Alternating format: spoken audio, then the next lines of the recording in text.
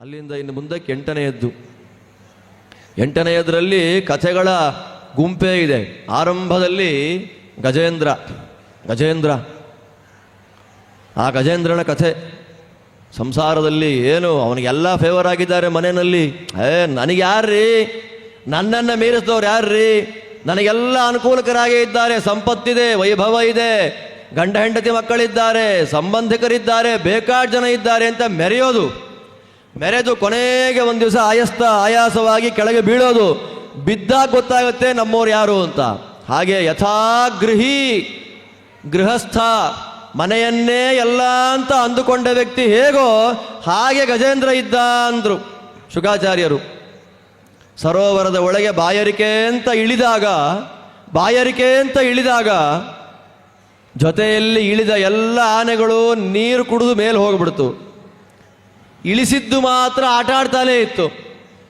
ಸಿಕ್ಕಾಕೊಂಡಿದ್ದು ಗೊತ್ತೇ ಆಗಲಿಲ್ಲ. ಮೊಸಳೆ ಹಿಡಿದು ಬಿಡ್ತು ಕಾಲು. ನಂಗೆ ಸಾಮರ್ಥ್ಯ ಇದೆ, ನಾನು ದಾಟಬಲ್ಲೆ ಈ ಕಷ್ಟವನ್ನ. ನಾವೆಲ್ಲ ಕೊನೆಗೆ ದೇವ್ರು ತಾನು ನಮಗೆ ಈ ಕಷ್ಟ ನಾನು ದಾಟಬಲ್ಲೆ, ನನಗೆಲ್ಲ ಆಗ್ಬಿಡುತ್ತೆ ಅಂತ ಪ್ರಯತ್ನ ಪಟ್ಟ ಗಜೇಂದ್ರ. ಎಷ್ಟು ವರ್ಷ? 1000 ವರ್ಷ ಅಂತೆ.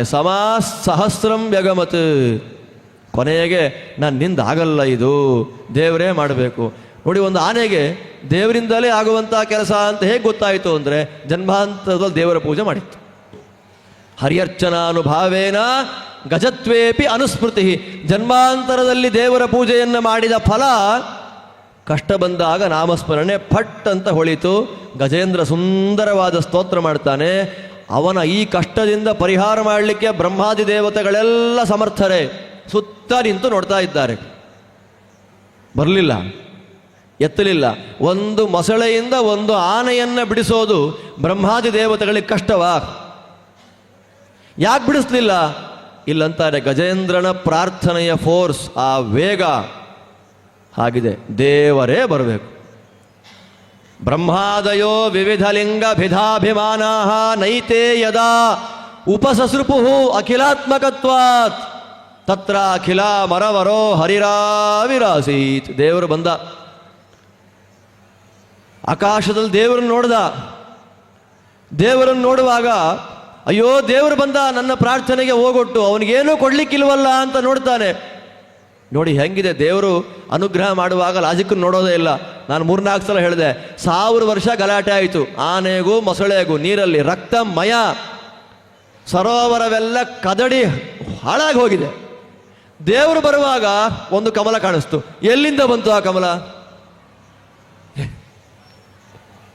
ಕಾಲ ಬಂದಾಗ ಆಯಿತು, ಆಗಿದೆ, ಅನುಭವಕ್ಕೆ ಬಂದಿದೆ. ಯಾರು ಬಂದಿದ್ದು? ಯಾರು ತಂಕೊಟ್ಟಿದ್ದು? ದ್ರೌಪದಿ ದೇವಿಗೆ ಭಗವಂತ ವಸ್ತ್ರ ಕೊಟ್ಟ ಅಂದಾಗ ನೇಯ್ಗೆ ಮಾಡಿದ್ಯಾರು? ಯಾವ ಬಣ್ಣದ ನೂಲು? ಎಷ್ಟಿದೆ? ಎಷ್ಟು ಪ್ರಮಾಣದ ರೇಷ್ಮೆದ, ಕಾಟನ್ದ? ಯಾರಾದರೂ ಹೇಳ್ತಾರ? ದೇವರು ಕೊಟ್ಟ ಅಂತಂದ್ರೆ ಆ ಕಾಲಕ್ಕೆ ಬಂತು. ದ್ರೌಪದಿಯ ಮಾನ ಸಂರಕ್ಷಣೆ ಆಯಿತು. ವಸ್ತ್ರ ಬಂತು. ವಸ್ತ್ರ ಕೊಟ್ಟ ದೇವರು ಕಾಣಲಿಲ್ಲ, ವಸ್ತ್ರವನ್ನು ನೇಯ್ದ ನೇಕಾರನೂ ಕಾಣಲಿಲ್ಲ. ವಸ್ತ್ರ ಬಂತ? ಆ ಕಾಲಕ್ಕಾಗಬೇಕಾದ ಭಗವಂತ ರಕ್ಷಣಾ ಅನ್ನುವಂಥ ಕ್ರಿಯೆ ಆಯ್ತಾ? ಅಷ್ಟೇ. ಕಮಲ ಪುಷ್ಪ ಬಂತು, ದೂರದಲ್ಲಿದೆ, ಹೇಗೆ ತಗೊಂಡ? ಕೃಚ್ಛ್ರಾತ್. ಕಷ್ಟ ಅಂತೆ. 1000 ವರ್ಷಗಳ ಕಾದಾಟದಲ್ಲಿ ಎಷ್ಟು ನೋವು ಅನುಭವಿಸಿರ್ಬೇಡ ಗಜೇಂದ್ರ. ಎಷ್ಟು ನೋವು, ದುಃಖ, ದುಗುಡ. ದೇವರು ಬರ್ತಾನೋ ಇಲ್ವೋ ಏನೋ ಗೊತ್ತಿಲ್ಲ.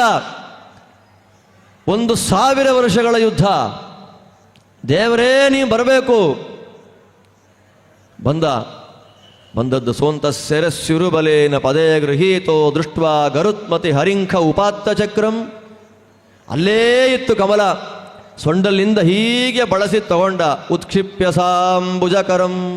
ರಕ್ತಸ್ರಾವ ಆಗಿದೆ, ಶಕ್ತಿಯೆಲ್ಲ ಹೊಟ್ಟು ಹೋಗಿದೆ. ನೀರಲ್ಲೇ ಇದ್ದು ನೀರು ಕುಡಿಬೇಕಿಲ್ಲ. ಎಂಥ ಕಥೆ ನೋಡಿ. ಸಂಸಾರ ಅಂದ್ರೆ ಅಷ್ಟೇ. ಅಲ್ಲೇ ಇರ್ತೇವೆ, ಸುಖ ಅನುಭವಿಸ್ಲಿಕ್ಕೆ ಆಗೋದಿಲ್ಲ. ಗೃಹಸ್ಥರಂತೆ. ಏನು ಮಾಡೋದು? ಕಷ್ಟದಿಂದ, ಬಹಳ ಕಷ್ಟದಿಂದ. ಇನ್ನೂ ಕಷ್ಟದ ಬಗ್ಗೆ ವ್ಯಾಖ್ಯಾನ ಮಾಡಲಿಕ್ಕಾಗೋದೇ ಇಲ್ಲ. ಎಷ್ಟು ಕಷ್ಟ ಅಂತ ಹೇಳಲಿಕ್ಕಾಗೋದಿಲ್ಲ ಅನ್ನೋದು ಕೃಚ್ಛ್ರ ಅಂತ ಪದಪ್ರಯೋಗ ಮಾಡಿದ್ರು. ಕೃಚ್ಛ್ರಾತ್. ಆಗಲೂ ಬಾಯಲ್ಲಿ ಬಂತು ನಾರಾಯಣ ಅಖಿಲ ಗುರೋ ಭಗವನ್ ನಮಸ್ತೆ. ಎಂಥ ಮಾತು! ಆ ಮಾತನ್ನು ಕೇಳ್ತಾ ಇದ್ದ ಹಾಗೆ ಭಗವಂತನ ಮನಸ್ಸು ಕರಗಿ ಹೋಯಿತು. ಗರುಡದೇವರು ಹೋಗುವ ವೇಗವು ಸ್ಲೋ ಆಯಿತು ಅಂತ ಅವನೇ ಹಾರು ಬಂದ್ಬಿಟ್ಟ ಆ ದೇವರು. ಚಕ್ರೇಣ ನಕ್ರವದನಂ ವಿನಿಪಾಟ್ಯ, ಚಕ್ರದಿಂದ ಆ ನಕ್ರನ, ಆ ಮೊಸಳೆಯ ತಲೆಯನ್ನು ಕತ್ತರಿಸಿ ಹಾಕಿ ಎತ್ತಿಬಿಟ್ಟ. ಸ್ವಾಮಿ ಉದ್ಧಾರ ಮಾಡುವ ಸಮಯ ಬಂದಾಗ ಹೇಗೋ ಬಂದು ರಕ್ಷಣೆ ಮಾಡಿಬಿಡ್ತಾನೆ.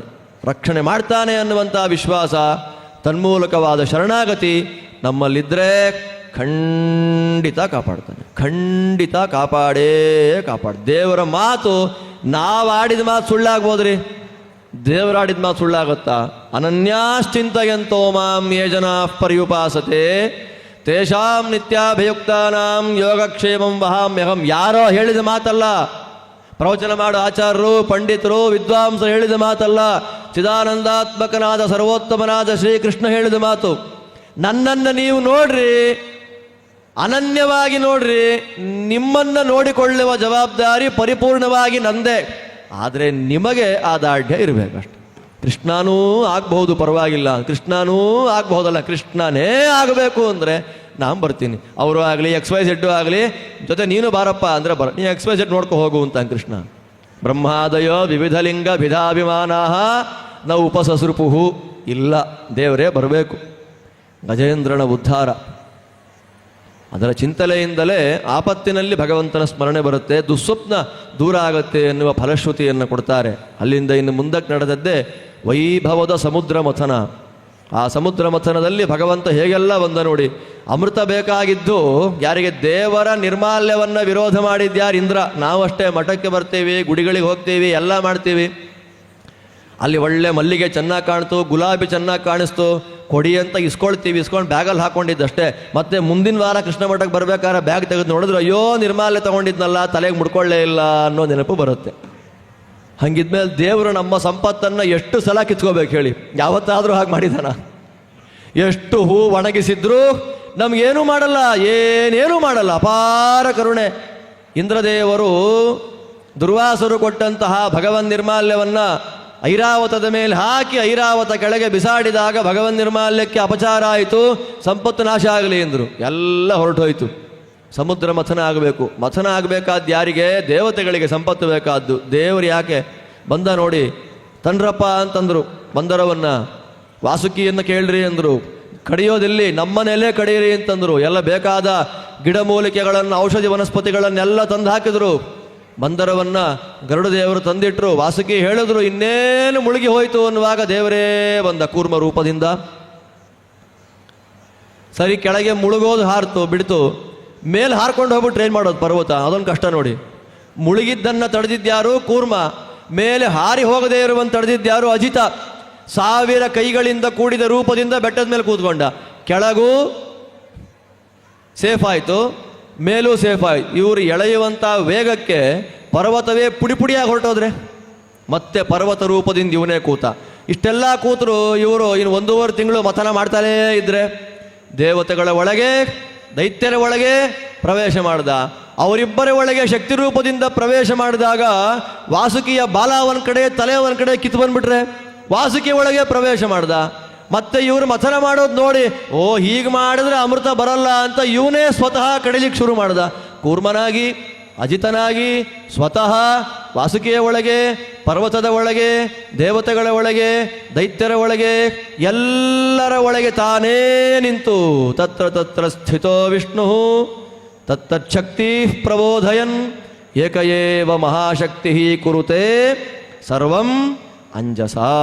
ಆ ಅನುಸಂಧಾನ ಬಂದರೆ ನಾವು ಮಾಡಿದ ಕಾರ್ಯಕ್ರಮ ಸಾರ್ಥಕ. ನಾನು ಮಾಡಿದೆ, ಅಡಿಗೆಯವ್ರು ನನ್ನ ಫ್ರೆಂಡೇ, ಆಚಾರ್ಯ ನನ್ನ ಫ್ರೆಂಡೇ, ಪುರೋಹಿತರು ನನ್ನ ಫ್ರೆಂಡೇ, ಸಂಬಂಧಿಕರೆಲ್ಲ ಬಂದರು ನಡೆಸ್ಕೊಟ್ರು ಅಂತಂದರೆ ಆ ಕಾಲಕ್ಕೆ ಬರಬೇಕು ಅನ್ನೋ ಬುದ್ಧಿ ಕೊಟ್ಟಿದ್ಯಾರು? ಬಂದವರಿಗೆ ಕೆಲಸ ಮಾಡಬೇಕು ಅನ್ನೋ ಆಸಕ್ತಿ ಕೊಟ್ಟಿದ್ಯಾರು? ಪುರೋಹಿತರಿಗೆ ಶುದ್ಧವಾಗಿ ಮಂತ್ರ ಹೇಳುವಂಥ ಪ್ರೇರಣೆ ಅವನೊಬ್ಬ ಪ್ರೇರಕನಾಗಿ ಒಳಗಿಲ್ಲ ಅಂದರೆ ಎಲ್ಲ ಇದ್ದು ಏನಾಗಲ್ಲ.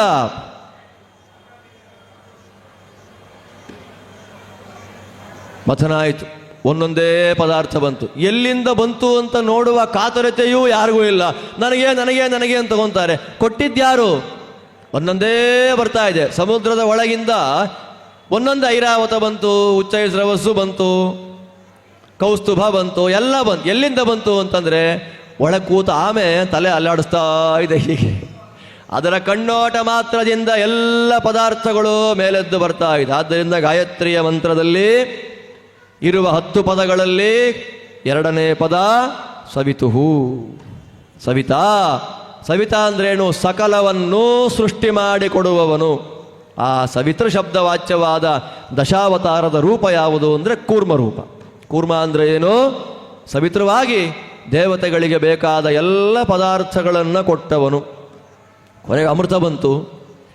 ಅಮೃತವನ್ನು ತಗೊಂಡು ಹೊರಟೋದ್ರು ದೈತ್ಯರು. ಮತ್ತೆ ಮೋಹಿನಿಯಾಗಿ ಇವನೇ ಬಂದ, ಮೋಹಿನಿಯಾಗಿ ಬಂದ.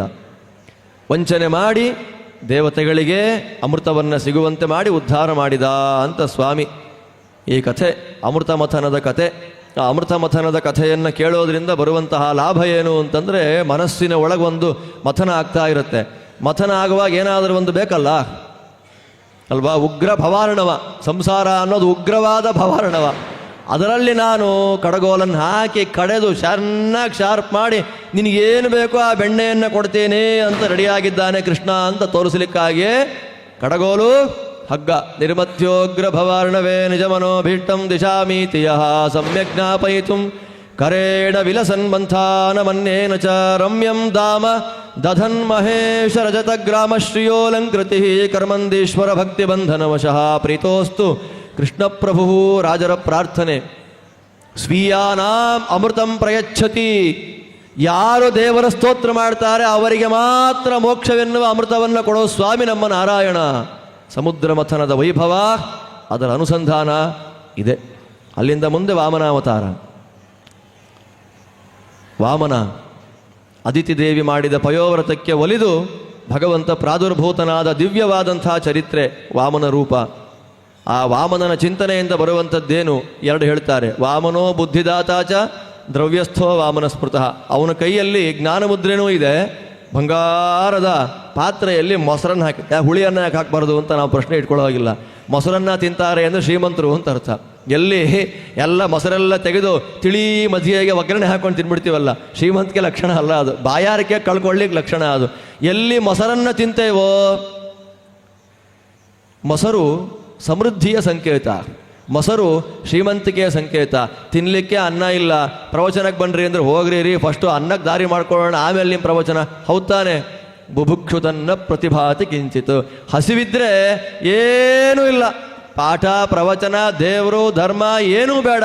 ಆದ್ದರಿಂದ ವಾಮನನ ಚಿಂತನೆಯಿಂದ ಹೊಟ್ಟೆ ತುಂಬತ್ತೆ. ಹೊಟ್ಟೆ ತುಂಬಿದರೆ ನಿದ್ದೆ ಬಂದ್ಬಿಡುತ್ತೆ ಇಲ್ಲ, ಹೊಟ್ಟೆ ತುಂಬಿ ಕಿವಿ ತುಂಬಿಸಿಕೊಳ್ಳುವ ಸಾಮರ್ಥ್ಯವನ್ನು ಕೊಡ್ತಾನೆ. ಆದ್ದರಿಂದಲೇ ಶ್ರೀಮದ್ ಆಚಾರ್ಯರು ಈ ಅನ್ನಕ್ಷೇತ್ರದಲ್ಲಿ ತಾವು ಆ ಸಟ್ಟುಗದಲ್ಲಿ ಮಂತ್ರ ಬರೆಯುವಾಗ ದಧಿವಾಮನ ಮಂತ್ರವನ್ನೇ ಬರೆದದ್ದು. ನಮೋ ಭಗವತೆ ಮಹಾವರಾಹಾಯ ಭೂರ್ಭುವ ಚಿಂತನೆ ಅನ್ನಾಧಿಪತಯೇ ಸ್ವಾಹ. ಓಂ ನಮೋ ಭಗವತೆ ವಿಷ್ಣವೇ ಅನ್ನಾಧಿಪತಯೇ ಸ್ವಾಹ ಅಂತ ದಧಿವಾಮನ ಮಂತ್ರ ಅದನ್ನು ಬರೆದು ಸಟ್ಟುಗದಲ್ಲಿ ಹಾಕಿದ್ದಾರೆ.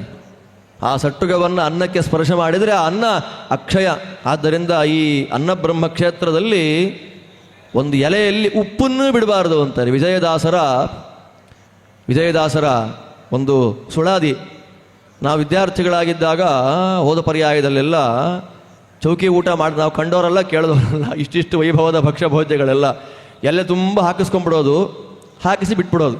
ಇಷ್ಟಿಷ್ಟು ಒಂದು ಸಪ್ತಕುಲ ಪರ್ವತಗಳು ಅಂತಿರ್ತಾರೆ, ಹಿಮಾಲಯ, ಪಾರಿಯಾತ್ರ, ಮಂದರ ಅಂತ ಸಾರನ್ನು, ಹುಳಿಯನ್ನು, ಭಕ್ಷ್ಯ ಭೋಜ್ಯ ಎಲ್ಲ ಬಿಡೋದು.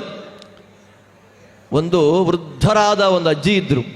ಅವರು ಬೇರೆ ಯಾರೂ ಅಲ್ಲ, ವಿದ್ಯಾಮಾನ್ಯ ತೀರ್ಥರ ಪೂರ್ವಾಶ್ರಮದ ಸಹೋದರಿ. ಅವರು ಕಾವಕ್ಕ ಅಂತ ನಮ್ಮೇಲೆ ಎಷ್ಟು ಕರುಣೆ ತೋರಿಸಿದ್ದಾರೆ. ಇವತ್ತು ದುಃಖ ಆಗುತ್ತೆ. ಅವ್ರು ಹೇಳಿದ್ದೆಲ್ಲ ಬರ್ಕೊಂಡಿದ್ದಿದ್ರೆ PhD ಥಿಯರಿ ಆಗ್ಬಿಡೋದ್ರಿ. ಸರೋವರದಲ್ಲಿ ಸ್ನಾನ ಮಾಡುವಾಗ, ಕೃಷ್ಣದೇವರ ಮುಂದೆ ಕೂತಾಗ, ನಾವು ಜಪ ಮಾಡುವಾಗ ಎಷ್ಟೆಲ್ಲ ಹೇಳ್ತಾ ಇದ್ರು ಅವರು ಅಂತಂದರೆ, ಅಯ್ಯೋ ಈ ಅಜ್ಜಿ ಹೇಳ್ತಾ ಇದೆ ಅಂತ ನಾವು ನೆಗ್ಲಿಜೆನ್ಸಿ ನಮಗೆ, ತಿಂದ್ರೆ ಸಾಕು ಅಂತ ಬಿಡುವಾಗ ಕೊನೆ ಎಲ್ಲ ಎದ್ರು ಶುದ್ಧ ಮಾಡೋರು ಬಂದರು. ಆ ಅಜ್ಜಿ ಊಟ ಮಾಡೋದು ಎಲೆಯಲ್ಲಿ ಹಾಕಿದ ಉಪ್ಪನ್ನೂ ಬಿಡ್ತಾ ಇರಲಿಲ್ಲ. ಏನಜ್ಜಿ ನೀವು ಉಪ್ಪನ್ನು ಬಿಟ್ಟಿಲ್ವಲ್ಲ ಅಂತಂದರೆ, ವಿಜಯಪ್ರಭುಗಳ ಸುಳಾದಿ ಹೇಳಿ, ಇಲ್ಲಿ ಅನ್ನ ಸಿಗಲ್ಲಪ್ಪ, ಸಿಕ್ಕಿದ್ದನ್ನು ಬಿಡಬಾರ್ದು. ಯಾವ ಜನ್ಮದಲ್ಲಿ ಸಾಕ್ಷಾತ್ ಶ್ರೀಮದಾಚಾರ್ಯರೇ ನೈವೇದ್ಯ ಮಾಡಿದ ಅನ್ನ ಎಲ್ಲಿ ಸಿಗತ್ತೆ ಹುಡುಕಿದ್ರು ನಮಗೆ. ಬಿಡಬೇಡ, ಕಷ್ಟ ಆದರೂ ಪರವಾಗಿಲ್ಲ, ತಿನ್ನು. ತಿಂದಾದ್ಮೇಲೆ ವಾಂತಿ ಆಗಲಿ ಪರವಾಗಿಲ್ಲ, ಹೊಟ್ಟೆ ಒಳಗೆ ಹೋಗಲಿ, ಅಜ್ಜಿ ಹೇಳಿದ ಮಾತು, ಹೊಟ್ಟೆ ಒಳಗೆ ಹೋಗಲಿ, ಹಾಕಿಸ್ಕೋಬೇಡ, ಹಾಕಿದ್ದನ್ನು ಬಿಡಬೇಡ.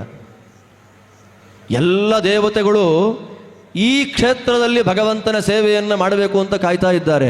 ಅದಕ್ಕೆ ಹೇಳಿದ್ದು, ಇಲ್ಲಿ ಮಾಡುವ ಎಲ್ಲ ಕರ್ಮಗಳಿಗೂ ಒಂದು ತೂಕನೇ ಬೇರೆ, ರೂಪ್ಯಪೀಠದ ತೂಕವೇ ಬೇರೆ. ಆಚಾರ್ಯರೇ ಸಾಕ್ಷಾತ್ತಾಗಿದ್ದಾರೆ ಅಂದಮೇಲೆ, ಜೀವೋತ್ತಮರೇ ಇದ್ದಾರೆ ಅಂದಮೇಲೆ ಎಲ್ಲ ದೇವತೆಗಳು ಬರಲೇಬೇಕಲ್ಲ.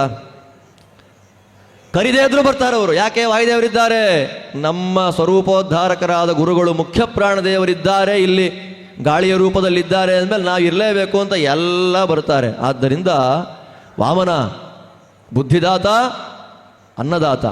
ಅವನ ಚಿಂತನೆಯಿಂದ ಯೋಗ್ಯರ ಸಂಪತ್ತು ಅಭಿವೃದ್ಧಿ ಆಗುತ್ತೆ, ಅಯೋಗ್ಯರಿಗೆ ಸಂಪತ್ತಿದ್ದದ್ದನ್ನು ಕಿತ್ಕೊಳ್ತಾನೆ. ಅದಲ್ಲದೆ ಯಾರಿಗೆ ಯಾವಾಗ ಸಂಪತ್ತು ಕೊಡಬೇಕೋ ಅದನ್ನು ಕೊಡ್ತಾನೆ. ಬಲಿಗೆ ಇಂದ್ರ ರಾಜ್ಯ ಈಗಲ್ಲ, ಅದಕ್ಕೆ ಕಿತ್ಕೊಂಡ. ಬಲಿಯನ್ನ ಮುಂದಿನ ಕಲ್ಪದಲ್ಲಿ ಇಂದ್ರನನ್ನಾಗಿ ಮಾಡ್ತಾನೆ, ಅವಾಗ ಈ ಸಂಪತ್ತನ್ನು ಕೊಡ್ತಾನೆ. ನಿನಗೆ ಈ ಸಂಪತ್ತು ಈಗ ಯೋಗ್ಯವಲ್ಲ, ಅಷ್ಟೆ. ವಾಮನನ ಚಿಂತನೆ ಪರಮಾದ್ಭುತವಾದದ್ದು. ನಮ್ಮ ಕಣ್ಣೊಳಗಿದ್ದು ಎಲ್ಲ ಸತ್ಪದಾರ್ಥಗಳನ್ನು ನೋಡಿಸ್ತಕ್ಕಂತಹ ದೊಡ್ಡ ದೇವತೆ ವಾಮನ ಅಂತ ಚಿಂತನೆಯನ್ನು ಉಪನಿಷತ್ತುಗಳು ಕೊಡ್ತಾ ಇದೆ. ಈ ದೃಷ್ಟಿಯಲ್ಲಿ ವಾಮನ ಚರಿತ್ರೆಯ ನಂತರದಲ್ಲಿ ಚತುರ್ಮುಖ ಬ್ರಹ್ಮದೇವರ ಕೈಯಲ್ಲಿ ಬೇಕಾದಷ್ಟು ಪುಸ್ತಕಗಳಿದ್ವು. ಸೋಮಕ ಅಂತ ಒಬ್ಬ ದೈತ್ಯ ಬಂದ, ಹಾರಿಸಿ ತಗೊಂಡು ಹೋಗೇ ಬಿಟ್ಟ. ಆಗ ಭಗವಂತ ಏನು ಮಾಡ್ತಾನೆ? ಮತ್ಸ್ಯನಾಗಿ ಬಂದು ಸೋಮಾಸುರನೆಂಬ ದೈತ್ಯ ಸಾಮಕ ವೇದವನ್ನೊಯ್ಯಲನುಮ, ಸೋಮಾಸುರನಂದು ಕೊಂದು ಸಾಮಕ ವೇದವ ತಂದನುಮ. ವಾದಿರಾಜರ ಪ್ರಾರ್ಥನೆ. ಸೋಮಾಸುರನೆಂಬ ದೈತ್ಯ ಸಾಮಕ ವೇದವನ್ನೊಯ್ಯಲನುಮ, ಸೋಮಾಸುರನನ್ನು ಕೊಂದು ಸಾಮಕ ವೇದವ ತಂದನುಮ. ಹರಿ ಗೋವಿಂದ. ವೈಭವನೇ ಬೇರೆ. ಉಡುಪಿ ಮಿಸ್ ಮಾಡ್ಕೊಳ್ಳೋ ಕ್ರಮ ನಮ್ದೆಲ್ಲ. ಇದನ್ನು ಇಲ್ಲಾದರೂ ಹೇಳಿ ಆಸೆ ತೀರಿಸ್ಕೊಳ್ಳೋಣ ಅಂತ ಅಷ್ಟೇ. ವೈಭವನೇ ಬೇರೆ. ಮತ್ತು ಇನ್ನೊಂದು ಸಲ ಸತ್ಯವ್ರತ ರಾಜನಿಗೆ ಅರ್ಘ್ಯ ಪ್ರದಾನವನ್ನು ಮಾಡುವಾಗ ಬಂಗಾರದ ಬಣ್ಣದ ಮೀನು ಹಾಕಬೇಡ ಅಂತ ಮಾತಾಡ್ತಾ ಇದೆ. ತಂದು ಮನೇಲಿಟ್ಟ. ಪಾತ್ರೆ ತುಂಬ ಬೆಳೀತು. ಸರೋವರಕ್ಕೆ ಹಾಕಿದ, ಬೆಳೀತು. ನದಿಗೆ ಹಾಕಿದ, ಬೆಳೀತು. ನೀ ಯಾರು ಅಂತ ಕೇಳ್ದ. ಯಾರು ಅಂತ ಕೇಳಿಬೇಡ, ಇನ್ನು 1 ವಾರಕ್ಕೆ ಸರಿಯಾಗಿ ಮನ್ವಂತರ ಪ್ರಳಯ ಆಗುತ್ತೆ. ಎಲ್ಲ ಸಾಂಬಾರ ಪದಾರ್ಥಗಳನ್ನ ರೆಡಿ ಮಾಡಿ ಇಟ್ಕೊಂಡಿರು, ಸಪ್ತರ್ಷಿಗಳನ್ನು ರೆಡಿ ಮಾಡಿ ಇಟ್ಕೊಂಡಿರು, ಒಂದು ಬೋಟ್ ರೆಡಿಯಾಗಿರಲಿ, ಒಂದು ಏಕಶೃಂಗ, ಒಂದು ಕೊಂಬಿನ ಮೀನಾಗಿ ನಾ ಬರ್ತೇನೆ, ಕಾಪಾಡ್ತೇನೆ. 1 ವಾರ ಸರಿಯಾಗಿ ಆಯಿತು. ಮನ್ವಂತರ ಪ್ರಳಯವಾಯಿತು. ಬಂತು ಬಂಗಾರದ ಬಣ್ಣದ ಮೀನು. ಅದರ ಕೊಂಬಿಗೆ ಹಗ್ಗವನ್ನು ಕಟ್ಟಿ ಆ ಹಡಗಿನಲ್ಲಿ ಕೂತರು. ಆ ಮೀನು ಸಂಚಾರ ಮಾಡ್ತಾ ಇದೆ. ಸತ್ಯವ್ರತ ರಾಜನಿಗೆ ಬೇಜಾರಾಗಬಾರ್ದಲ್ಲ, ಕಥೆ ಹೇಳ್ತಾ ಇದೆ. ಆ ಕಥೆಯೇ ಮತ್ಸ್ಯಪುರಾಣ. ಪ್ರಳಯ ಪಯಸಿ ಧಾತು ಸುಪ್ತ ಶಕ್ತೇರ್ಮುಖೇಭ್ಯ ಶ್ರುತಿಗಣಮಪನೀತಂ ಪ್ರತ್ಯುಪಾದತ್ತ ಹತ್ವಾದಿತಿಜಂ ಅಕಥಯಚ್ಚ ಬ್ರಹ್ಮ ಸತ್ಯವ್ರತಾಯ ತಮಹಮಖಿಲ ಹೇತುಂ ಜಿಕ್ಮಮೀನಂ ನತೋಸ್ಮಿ.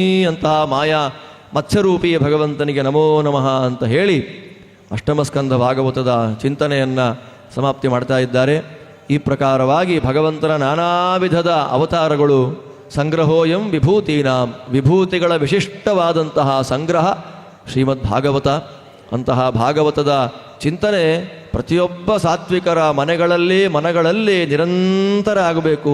ಪೂರ್ಣ ಭಾಗವತ ಪಾರಾಯಣ ಮಾಡಲಿಕ್ಕಾಗಲಿಲ್ಲ ಅಂದರೂ ಸಹ ಆ ದಿನದಲ್ಲಿ ಊಟಕ್ಕೆ ಮೊದಲು 1 ಶ್ಲೋಕ, ಅದರ ಅರ್ಧ, ಕೊನೆಗೆ ಶ್ರೀಮದ್ ಭಾಗವತ ಅಂದಾದರೂ 1 ತುತ್ತು ಅನ್ನ ಊಟ ಮಾಡುವಂತಹ ಭಾಗ್ಯ ಬರಲಿ ಅಂತ ಪ್ರಾರ್ಥನೆಯನ್ನು ಮಾಡ್ತಾ, ಮತ್ಸ್ಯಾವತಾರದ ಜ್ಞಾನವನ್ನು ತಂದುಕೊಟ್ಟ ಭಗವಂತನ ಮತ್ಸ್ಯರೂಪದ ಚಿಂತನೆಯೊಂದಿಗೆ ಇವತ್ತಿನ ಭಾಗವತ ಪ್ರವಚನವನ್ನು ಮುಗಿಸ್ತಾ ಇದ್ದೇನೆ. ನಾಳೆಗೆ ದೊಡ್ಡ ಟಾಸ್ಕು 4 ಸ್ಕಂದದ ಸಾರಾಂಶವನ್ನು ಹೇಳಬೇಕು. ಮತ್ತು ವಿಶೇಷವಾಗಿ ಕೃಷ್ಣದೇವರ ಕಥೆ, ಆ ಅನುಸಂಧಾನ, ದೇವರು ಹೇಗೆ ನುಡಿಸ್ತಾನೋ ಹಾಗೆ ಚಿಂತನೆಯನ್ನು ಮಾಡೋಣ ಅಂತ ಹೇಳ್ತಾ ಶ್ರೀಕೃಷ್ಣಾರ್ಪಣಮಸ್ತು.